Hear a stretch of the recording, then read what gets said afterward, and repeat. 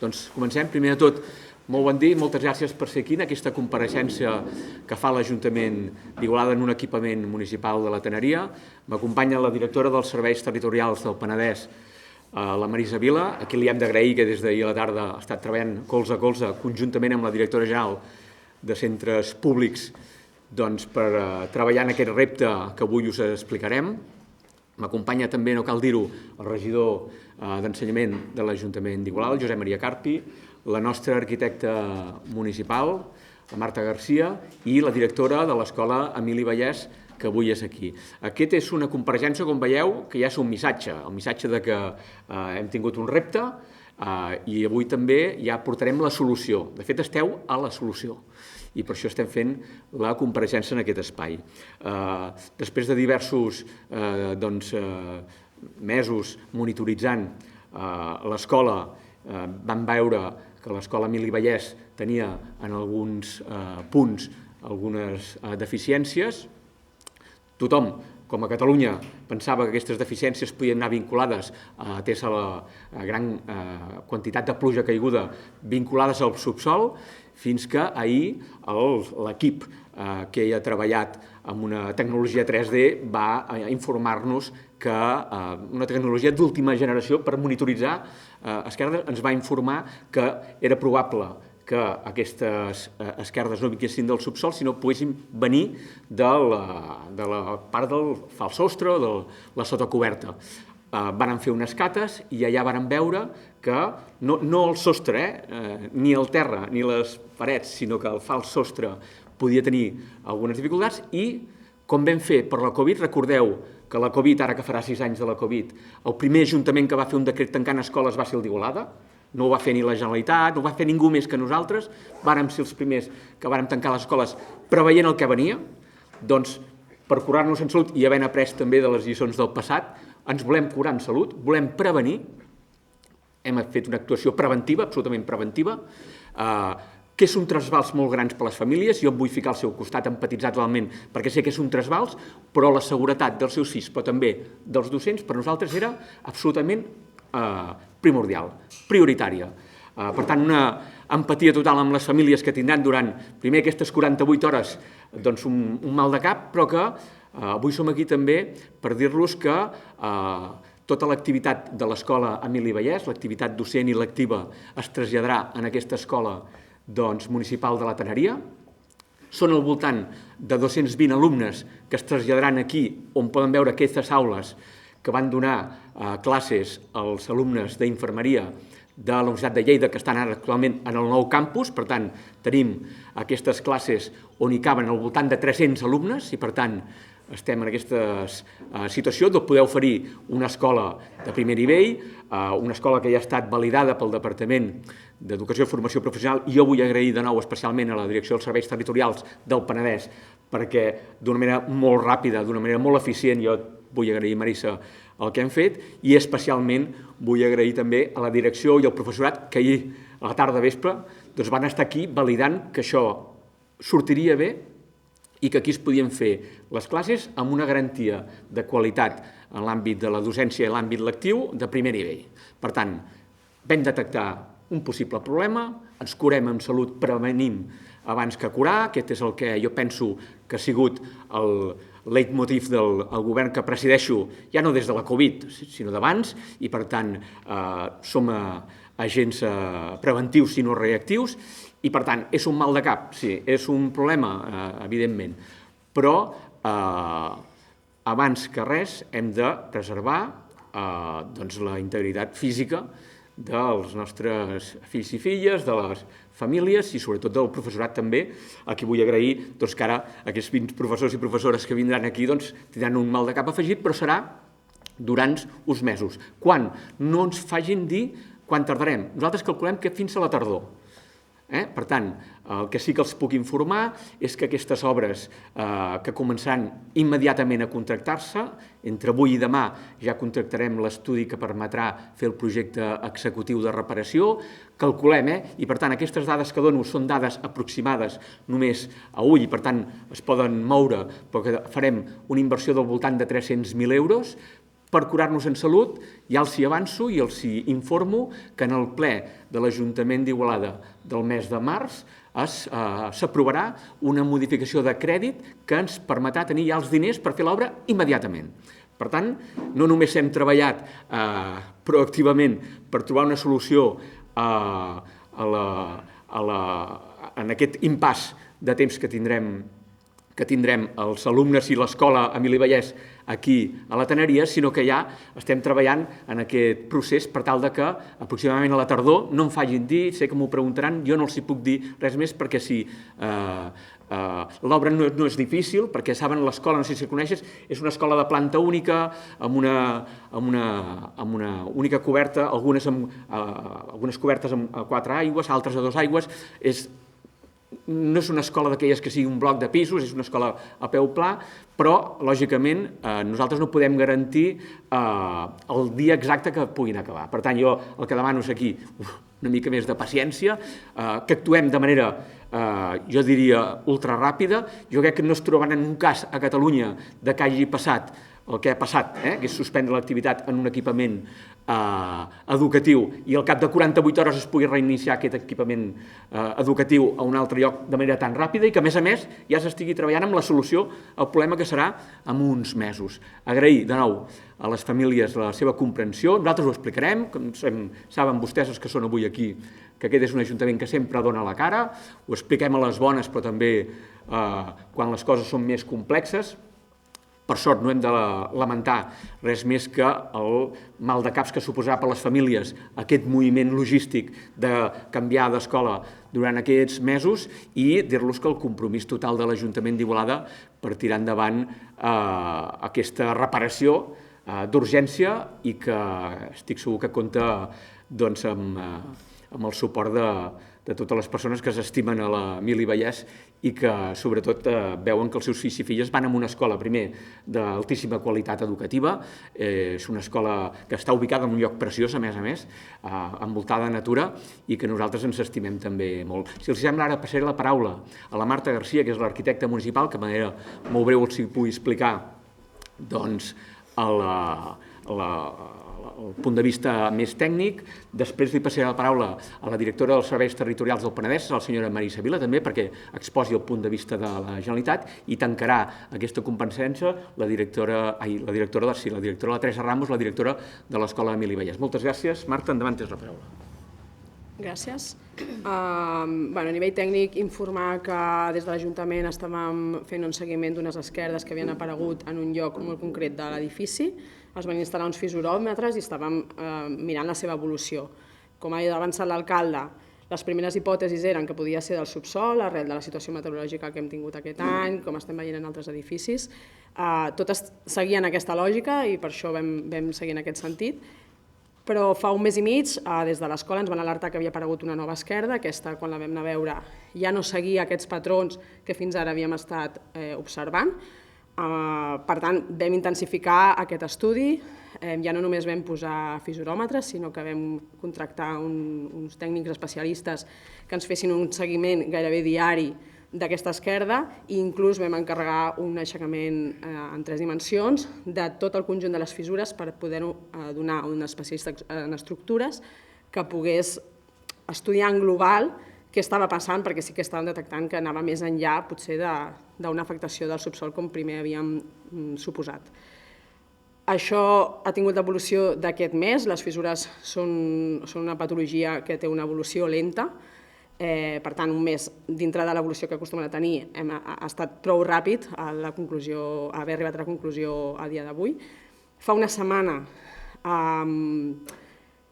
vam tenir les dades suficients per definir que la patologia no provenia del subsol, sinó que provenia del forjat.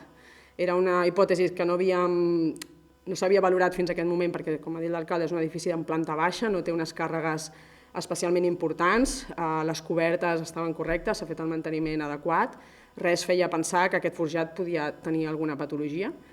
En descobrir-ho, la setmana passada vam encarregar unes cales urgents, el divendres mateix ja es van obrir 20 cales a la resta de l'edifici, cosa que ahir ens va permetre tenir la dada concreta que aquesta afectació es podia extrapolar a la resta de l'edifici i que, a més, s'estava desenvolupant d'una manera imprevisible. Per tant, ahir tan bon punt vam tenir unes dades concretes que ens vam posar en alerta d'aquesta situació, és quan es va prendre la decisió d'informar, suspendre l'activitat lectiva per prevenció, per evitar futurs riscos i per poder fer la restauració i la rehabilitació que necessita l'edifici sense sotmetre en risc a les persones que l'estan utilitzant. Per tant, estem en aquest punt i res més, fins aquí. Moltes gràcies. Marissa. Bé, bon dia. Bé, jo com a directora dels serveis territorials aquí del Penedès i representant del Departament d'Educació i Formació Professional, en primer lloc, agrair sobretot a l'alcalde que de seguida, ahir, quan li va arribar aquest informe, es va posar en contacte amb mi, dient que era una urgència, que havíem de parlar, i bé, des d'aquell moment ell em va traslladar que per prevenció, i aquesta és una paraula que crec que ha de quedar aquí, prevenció, calia començar a fer una actuació en aquesta escola pels motius tècnics que acaba d'explicar l'arquitecte i, evidentment, ha de comptar amb el vistiplau del Departament d'Educació i Formació Professional. Jo trasllado aquest comunicat, aquesta preocupació a la directora general de centres, la senyora Montserrat Duran, també a la secretaria general del Departament d'Educació i Formació Professional. Penseu tot com d'urgència perquè la decisió de prevenció, encertadament, l'havia decidit ja l'Ajuntament i havien comunicat també a l'escola. Per prevenció, insisteixo, d'acord? Quan hi ha un risc de col·lapse, i queda demostrat tècnicament la prevenció, però sense alarmar tampoc excessivament perquè ja hi ha un pla de contingència, hi ha una solució prevista al moment que jo penso, li deia aquest matí tant a l'alcalde com a la directora del centre de l'Emili Vallès, deia tant de bo a vegades els ajuntaments tinguessin la capacitat també de buscar solucions tan ràpides. També la sort és que tenim aquest edifici que, com ja ha dit l'alcalde, està, diríem, amb el vistiplau homologat pel Departament d'Educació i Formació Professional per poder-hi fer activitat lectiva, que a vegades es volen traslladar els infants en espais, en situacions així d'emergència, però s'han de, diríem, homologar, donar el vistiplau, perquè han de complir uns requisits. Per tant, jo el que vull transmetre, sobretot a les famílies, que continuarà l'activitat lectiva, perquè des del primer moment, ja ho explicarà la directora, tot l'equip docent, aquí també hem d'agrair la predisposició des del primer moment, començat amb l'acollida, ho he entès, donaran continuaran amb l'activitat lectiva, sí, en un espai diferent, però estic convençuda que d'aquí uns dies també els infants ho veuran com una oportunitat. Sabem que crea un neguit a les famílies, però jo demano a les famílies, sobretot, confiança en aquesta corresponsabilitat de l'administració, perquè, insisteixo, des del primer moment hem estat en comunicació i amb corresponsabilitat per consensuar aquesta decisió que sobretot és això, per la prevenció. Seria pitjor que ens trobéssim aquí en un moment perquè hi hagués hagut algun incident inesperat. Doncs res, també dir que des dels serveis territorials del Penedès en aquest moment no em poden acompanyar l'arquitecte tècnic, tenien un altre, justament avui, una altra situació a la qual havien de ser-hi presents, però que més tard, d'aquí una estona, vindran també i consensuaran amb l'equip tècnic de l'Ajuntament quina és la situació i per fer tot l'acompanyament en aquest procés. I bé, no m'extenc més perquè la directora, li passo la paraula a la Teresa, ella explicarà aquest pla, diríem, de contingència, d'emergència, tal com està decidit. I bé, també des dels serveis territorials d'educació aquí a la vegueria del Penedès, que estem al costat de l'Ajuntament i de l'escola, sobretot, de les famílies per qualsevol cosa, i bé, penso que dintre del que pot ser una cosa negativa que els ha agafat, com deia el pare, els pares abans, inesperat, tenir la solució des del primer moment, doncs ho agraïm molt, també des del Departament d'Educació, l'Ajuntament, i és una cosa dins del que podria ser positiva. Moltes gràcies. Bon dia, gràcies Marissa. A veure, nosaltres primer agrair a l'Ajuntament, també amb la Marícia, els serveis territorials del Penedès i tota la gent que ens ha estat ajudant. No portem ni 24 hores gestionant tot això i he anat tot prou ràpid amb els tutors, amb els mestres, amb tot el claustre, ja hem parlat. Aleshores tothom, de sobte és una mica com complicat perquè passem d'un centre que ens diuen heu de tancar a venir cap aquí. Agrair que estiguem aquí ubicats, que realment és un lloc molt bonic, potser no és el millor lloc per uns nens, per exemple, per als nens més petits, però ho solucionarem i ens reinventarem, que és el que fem els mestres cada dia, que és reinventar-nos, pensar, educar amb els nostres infants, ajudar-los i fer el màxim de còmode d'aquesta situació que estiguem aquí, no? Sí que és veritat que les famílies ara tindran les seves preocupacions, segurament pel tema d'aparcament, d'on deixo el nen, d'on no deixo el nen, com l'entro. Ens desplacem tots cap aquí, ens desplacem amb el conserge, que és un més del centre, o sigui, són 20 docents més un conserge, que el considerem com si fos del claustre, que ens dona molta ajuda, que ens afavorirà tota aquesta relació. Hem d'ubicar, avui ens trobem tots els mestres aquí, d'aquí una estoneta per mirar les aules, per veure com els col·loquem, si els petits a baix, els grans a dalt, reubicar una mica l'espai, reubicar els espais d'esbarjo que ens deixen, que estem una mica així encara a les beceroles de poder-ho instaurar, però ha sigut una mica un xoc que estem païnt. Jo penso que aquesta nit no ha sigut una nit agradable per ningú, no pel que pogués passar, perquè ja sabíem que no passava res, sinó perquè aquesta situació, em sembla que tots al nostre cap hem reubicat l'escola, la Mili Vallès 30 vegades, a veure com la podem col·locar aquí, no? Clar, una escola comporta molts treballs, molta feina, molt darrere una infraestructura de papers, de decoració, de moltes coses, i aquí no hi ha res. Tan fàcil com són uns banys. Ja els adaptarem, ja comprarem, ja farem, l'Ajuntament se'ns ha posat a plena disposició amb el que faci falta, i això, i des d'ahir que estem treballant colze a colze en fer cartes, en comunicar, crec, no vull errar, que s'ha sigut prou ràpid. Penseu que una escola darrere hi ha moltes coses, hi ha uns extraescolars, hi ha un menjador, hi ha una acollida, hi ha una neteja, hi ha gent que fa extraescolars de fora, gent que ens ve a fer conferències, que la setmana hi havia programades xerrades, per tot això s'haurà de reajustar amb les dates, però amb bona predisposició per tots i per part dels mestres la tenim assegurada, doncs tirarem endavant i serà un curs una mica diferent i a partir d'aquí endavant i res més, no es puc dir res més que agrair a tothom la reconeixença vostra i dels ens públics per ajudar-nos, perquè és una situació una mica així complicadeta, però endavant, moltíssimes gràcies. Molt bé, si hi ha alguna pregunta, us poso a disposició. Jo volia preguntar, a partir de setembre l'escola d'adults i l'escola oficial d'idiomes tenen previst entrar aquí també. Serà compatible i cabrà tots? No, de moment ja hem informat a les direccions, el regidor d'Ensenyament s'ha posat en contacte i ha informat que mentre hi hagi aquesta emergència no es farà el trasllat i per tant esperem això, a la tardor, quan pugui tornar l'escola Mili Vallès en la seva seu actual ja estarà reformada totalment.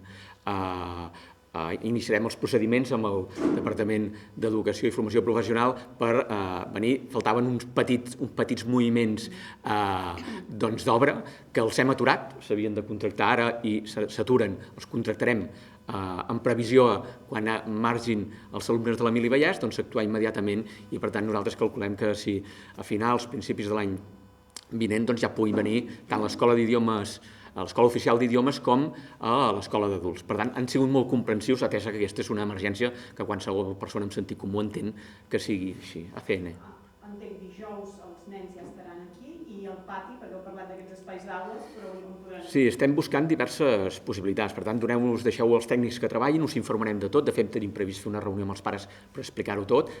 No portem ni 24 hores i, per tant, heu d'entendre que tenim el plan A, el B, el C, tots preparats, però els volem consensuar amb la direcció, consensuar amb el Govern de la Generalitat de Catalunya i us informarem puntualment. Ara, el principal, que era oferir un espai agradable, segur, amb tota la qualitat per fer classes, el tenim garantit i a partir d'aquí a cada a cada problema trobarem una solució, com fem sempre. Gràcies. Jo una cosa Sí. sobre el problema, l'arquitecte parlava del forjat, l'alcalde vostè deia del fals sostre, ho dic per... Bueno, no sé si és el mateix feu cas a l'arquitecte, per mi és la part de... Per tant, és un problema...